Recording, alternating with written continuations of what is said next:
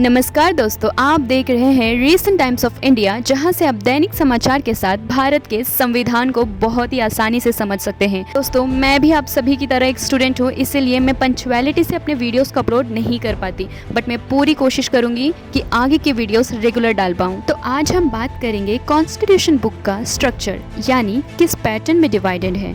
अगर हम इसे समझ गए तो संविधान को याद रखना बहुत ही आसान हो जाएगा। तो दोस्तों, इंडियन कॉन्स्टिट्यूशन का बुक मेनली 4 पार्ट्स में डिवाइड है, जैसे कि शेड्यूल्स, पार्ट्स, आर्टिकल्स और अमेंडमेंट्स। अब आइए इसे एक एक करके समझेंगे। शेड्यूल्स, जिसे हिंदी में अनुसूचियाँ कहते हैं, आखिर इन सारे शेड्यूल्स का इंडियन कॉन्स्टिट्यूशन में क्या काम है, आइए देखते हैं। तो दोस्तों, आप जानते हैं इंडियन कॉन्स्टिट्यूशन बुक में बहुत सारे आर्टिकल्स हैं जो कि अलग अलग टॉपिक सब्जेक्ट्स के हैं। अब इतने सारे आर्टिकल्स को एक सिस्टमैटिक फॉर्म में रखने के लिए इन शेड्यूल्स का यूज़ किया जाता है। फॉर एग्जांपल, मान लीजिए कि इंडिया में किसी स्टेट्स या यूनियन टेरिटरीज के बाउंड्रीज में अगर कोई चेंजेस लाना है, तो इसके लिए आपको सारे रिकॉर्ड्स ऑफिशियली कॉन्स्टिट्यूशन बुक में दर्ज करनी पड़ेगी।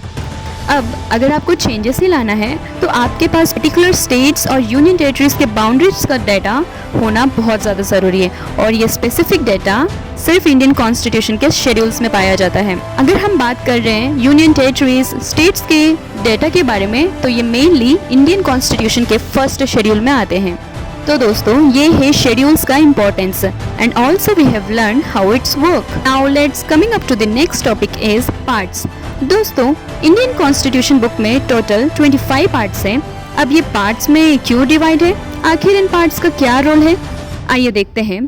दोस्तों, इंडियन कॉन्स्टिट्यूशन में अप्रॉक्सीमेटली 440 आर्टिकल्स हैं, जिसमें सभी आर्टिकल्स अलग अलग टॉपिक पर बात करती हैं।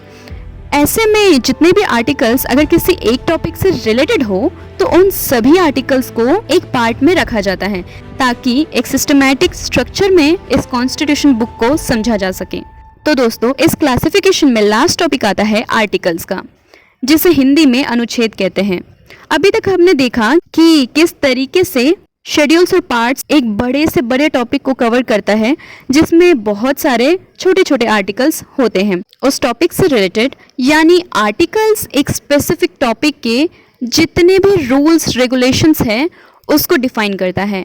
एक और बात दोस्तों, हमने इंडियन कॉन्स्टिट्यूशन बुक को 26 नवंबर ऑफ 1949 को अडॉप्ट किया गया था। तब का समय, आज का समय और आने वाली कल के समय में परिस्थिति की आवश्यकता के अनुसार अगर कोई सुधार या चेंजेस लाना है, तो इस अमेंडमेंट यानी संशोधन शब्द का प्रयोग करते हैं। तो दोस्तों, हमने इंडियन कॉन्स्टिट्यूशन बुक में ये शेड्यूल्स क्या होते हैं, पार्ट्स, आर्टिकल्स, अमेंडमेंट्स, ये सब क्या होते हैं हमने जाना। आने वाले वीडियोस में हम इसे डिटेल में समझेंगे। तब तक आप सभी हमारे साथ बने रहिए। बहुत बहुत धन्यवाद।